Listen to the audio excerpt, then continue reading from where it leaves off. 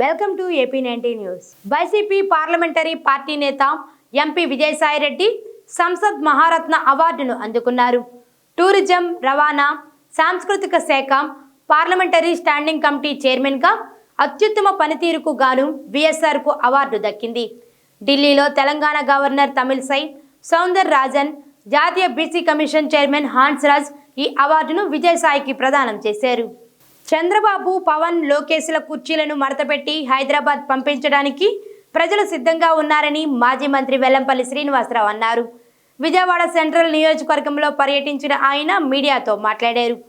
CM జగన్కి సవాల్ విసిరే స్థాయి లోకేష్కి లేదన్నారు. ప్రతిపక్షాలను ప్రజలు ఇంటికి పంపించడానికి సిద్ధంగా ఉన్నారని తెలిపారు. ఆయన కుర్చీలు మడత పెడతా ఉండి ఏం మడత పెడతాడా? మంగళగిరిలో ఓడిపోయిన వ్యక్తి జగన్మోహన్ రెడ్డి గారి మీద నుంచోబెట్టిన వ్యక్తి మీద ఓడిపోయినోడు ఇతను సవాల్ విసురుతాడేంటి?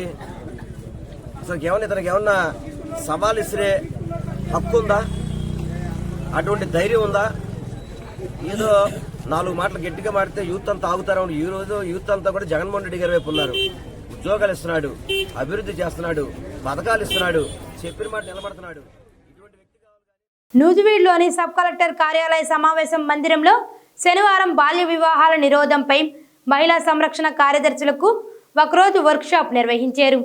దీనిలో ఆర్టీఓ వై భవానీ శంకరి మాట్లాడుతూ బాల్య వివాహాలను నిరోధించాల్సిన బాధ్యత ప్రతి ఒక్కరిపై ఉందని అన్నారు. DSP Venkataramana, child rights commission member Rajendra Prasad, DCPO Surya Chakraveni, CDPO Noorani తదితరులు పాల్గొన్నారు. పేదల సంక్షేమమే సీఎం జగన్ ప్రభుత్వ లక్ష్యమని పెడన నియోజకవర్గ వైసీపీ ఇన్ఛార్జ్ ఉప్పాల రాము అన్నారు. ఈ సందర్భంగా ఆయన శనివారం పెడన మండలం నందిగామ గ్రామంలో ప్రజాదీవన కార్యక్రమం నిర్వహించారు. ప్రతి ఇంటికి వెళ్లి ప్రభుత్వం అందిస్తున్న సంక్షేమ పథకాలను వివరించారు. ఈ సందర్భంగా ఆయన మాట్లాడుతూ ప్రజలకు ఇచ్చిన హామీలను 100% జగన్ అమలు చేస్తున్నారని అన్నారు. ఈ కార్యక్రమంలో వైసీపీ నాయకులు, కార్యకర్తలు పాల్గొన్నారు. మచిలీపట్నం బ్రహ్మపురం ప్రభుత్వ అధికారుల నిర్లక్ష్యానికి చిన్నారి బాలుడు మృతి చెందాడు.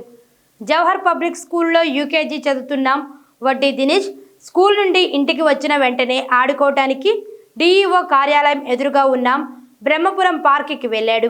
పార్క్ ముందు గేటు పడి బాలుడు మృత్యువాత పడ్డాడు. బాలుడు మృత్యువాత పడటంతో తల్లిదండ్రులు కన్నీరు మున్నీరుగా విలపిస్తున్నారు. పార్కు గేట్లకి తాళాలు వేసేవారికి ప్రతిదీ తెలుస్తోంది. గేట్లు బాగోలేవు, రిపేర్లో ఉన్న విషయం తెలిసినా సరే పట్టించుకోకపోవడం వలన బాలుడి నిండు ప్రాణం బలైపోయింది. ప్రతిరోజు వందలాది ప్రజలు వచ్చే పార్కు గేటు రిపేర్లో ఉంటే అధికారులు నిర్లక్ష్యంగా వ్యవహరించడాన్ని స్థానికులు తీవ్రంగా ఖండిస్తున్నారు.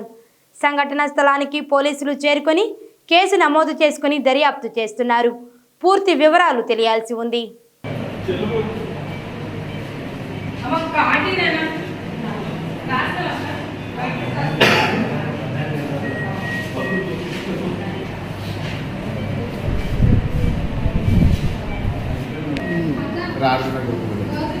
ఎన్నింటి తీసుకొచ్చారు?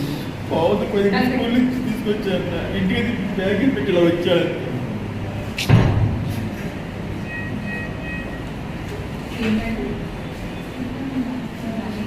మంగళగిరి నియోజకవర్గం ఆత్మకూరులో నారా బ్రాహ్మణి శనివారం పర్యటించారు. అక్కడి చేనేత డయింగ్ షెడ్ని ఆమె పరిశీలించారు. చేనేత డయింగ్ విధానాన్ని కార్మికులను అడిగి తెలుసుకున్నారు. ఎన్నో ఏళ్లుగా డయింగ్ కార్మికులుగా పనిచేస్తున్న తమకు గుర్తింపు లేదన్నారు. తమకు కష్టం ఎక్కువ, వచ్చే ఆదాయం తక్కువని ఆమెకు చేనేతలు చెప్పారు. ప్రభుత్వం నుంచి ఎటువంటి సహాయం అందడం లేదని బ్రాహ్మణి వద్ద కార్మికులు వాపోయారు. మంగళగిరి అంటే ప్రేమతో నేసిన చేనేత చీరలు గుర్తుకు వస్తాయని నారా లోకేష్ సతీమణి బ్రాహ్మణి చెప్పారు. శనివారం నగరంలో చేనేతల కోసం నిర్మించిన వివర్శాలను ప్రారంభించారు. ప్రత్యేక పూజలు నిర్వహించిన అనంతరం టాటా సీఈఓ అంబుజా నారాయణ్తో కలిసి వివర్శాలలో ఏర్పాటు చేసిన అధునాతన చేనేత మగ్గాలను పరిశీలించారు. అనంతరం బ్రాహ్మణి మాట్లాడుతూ త్వరలో చేనేత స్వర్ణకారుల కోసం కూడా ప్రత్యేకమైన చర్యలు తీసుకుంటామని తెలిపారు. మంగళగిరి అంటే ఇక్కడ చాలా ప్రేమతో చేనేత చీరలు గుర్తుకొస్తాయి. ఇవి చాలా అందంగా ఉంటాయి అని చెప్పాను. అదే కాకుండా మంగళగిరి అంటే ఇక్కడున్న దైవబలం, లక్ష్మీ నరసింహస్వామి ఆశీస్సులు దక్కుతాయి. అది చాలా గుర్తుంటుంది అని చెప్పాను దేవాంష్కి. మంగళగిరి నియోజకవర్గ పరిధిలోని దుగ్గిరాలలో వైసీపీ పార్టీ కార్యాలయంలో శనివారం సీఎం సహాయ నిధి ద్వారా మంజూరైన చెక్కులను ఎమ్మెల్సీ హనుమంతరావు, వైసీపీ నియోజకవర్గ ఇన్ఛార్జ్ గంజ్ చిరంజీవి అందజేశారు. అనంతరం చిరంజీవి మాట్లాడుతూ మంచికలపూడి, పేరేకలపూడి, రేవేంద్రపాడు ప్రాంతాలకు చెందిన బాధితులకు మంజూరైన 1,65,000 రూపాయల సహాయ నిధి చెక్కులను పంపిణీ చేసి వారికి భరోసా కల్పించినట్లు తెలిపారు. దుగ్గిరాల మండలం చాలా స్పష్టంగా వైఎస్ఆర్సీపీకి 4,500 పైన మెజార్టీ ఇచ్చిన విషయం 2019లో మనందరికీ తెలుసు. ఈరోజు మంచి అభివృద్ధి సంక్షేమ కార్యక్రమాల్ని పేద వర్గాలకు ఇస్తున్న పేదల పక్షపాతి వైఎస్ జగన్మోహన్ రెడ్డి గారి వల్ల దుగ్గిరాల ఇంకా బంపర్ మెజార్టీ వైఎస్ఆర్సీపీకి వస్తుంది. దాంట్లో ఏమాత్రం మేము డౌట్ లేదు. జగనన్న ప్రభుత్వానికి ప్రజలకు మధ్య వారధులు, వాలంటీర్లు అని ఎమ్మెల్యే డిఎన్ఆర్ అన్నారు. ఈ సందర్భంగా శనివారం కైకలూరులోని ట్రావెల్స్ బంగ్లా వద్ద జరిగిన వాలంటీర్లకు వందనం కార్యక్రమానికి ఎమ్మెల్యే డిఎన్ఆర్, ఎమ్మెల్సీ జయమంగళ వెంకటరమణతో కలిసి పాల్గొన్నారు. అనంతరం వాలంటీర్లకు అవార్డులు, నగదు పురస్కారాలను అందించి దుశ్శాలువాలతో సత్కరించారు. ఈ కార్యక్రమంలో ఎంపీపీ వెంకట కృష్ణమోహన్, సర్పంచ్ దానం మేరీ నవరత్న కుమారి తదితరులు పాల్గొన్నారు. ఈ రాష్ట్రంలో ఎంత నిబద్ధతగా ఈ రోజున పాలన అందించాడు. వాలంటీర్ అనేటువంటి ఆ పేరుకి ఎంత సార్థకం తీసుకొచ్చి ఎంత గౌరవాన్ని తీసుకొచ్చాడు అనేటువంటి విషయం మీకు ఇంకా పూర్తిగా కూడా మీకు అర్థం కావట్లేదు. మీరు ఎంత నిజాయితీగా కష్టం చేశారు, ఎంత నిజాయితీగా సేవలు అందిస్తున్నారు అనేది మీ మనసుకు కూడా ఇంకా అలా తెలియట్లా. ఈ వాలంటీర్ వ్యవస్థలో ఉన్నటువంటి చెల్లెమ్మల తమ్ముళ్ళు కూడా ఎంత కష్టం చేశారు, ఎంత నిజాయితీగా సేవలు అందించారో మీకు ఇంకా పూర్తిగా తెలియట్లేదు. బయట ప్రపంచం చూస్తుంది మిమ్మల్ని అందరినీ కూడా. ఇంత సేవా దృక్పథంతో పనిచేస్తూ సేవలు అందిస్తూ ఎక్కడా కూడా ఈ రాష్ట్రంలో ఈ వాలంటీర్ ఇలా తప్పు చేశాడు, ఏదో బల కింద చేయి పెట్టాడనేటువంటి అవకాశం లేకుండా ఇవ్వకుండా ఇంత నిజాయితీగా మీరు ఈ యొక్క 58 నెలల పాలనలో మీరందరూ కూడా సేవలు అందిస్తున్నందుకు మన జగనన్న తరపున, వైఎస్ఆర్ కాంగ్రెస్ పార్టీ తరపున, వైఎస్ఆర్ కుటుంబం తరపున, నా కుటుంబం తరపున కూడా మీ అందరికీ ప్రత్యేకంగా ధన్యవాదాలు అందజేస్తున్నాను. విజయవాడలో జబర్దస్త్ ఫేమ్ రష్మి సందడి చేశారు. శనివారం ఓ షాపింగ్ మాల్ కు వచ్చిన ఆమె మీడియాతో మాట్లాడారు. తాను ప్రస్తుతం ఒక సినిమాలో చేస్తున్నానని, మరికొన్ని స్టోరీలు కూడా విన్నట్లు రష్మి తెలిపారు. కరోనా తర్వాత సినీ పరిశ్రమలో కూడా జాప్యం జరుగుతుందని, షూటింగ్లు ఆలస్యం అవుతున్నట్లు తెలిపారు. అయితే బుల్లితెరపై మాత్రం తన షోస్ ద్వారా అభిమానులను సంపాదించుకున్నందుకు ఆనందంగా ఉందని ఆమె తెలిపారు.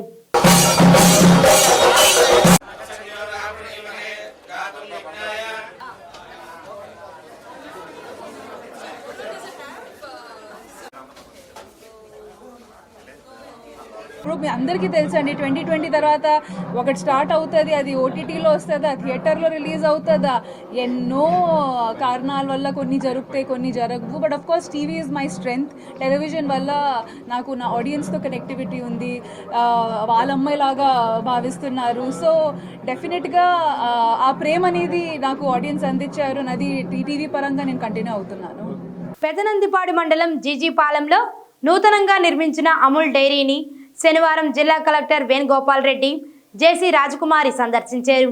రోజువారీ పాల సేకరణ, ప్రాసెసింగ్ సిబ్బంది పనితీరును పరిశీలించారు. ప్రభుత్వం ప్రతిష్టాత్మకంగా చేపట్టిన అమూల్ డైరీపై అధికారులు, సిబ్బంది ప్రత్యేక శ్రద్ధ వహించాలని సూచించారు. దీనిపై పాడి రైతులకు అవగాహన కల్పించాలన్నారు.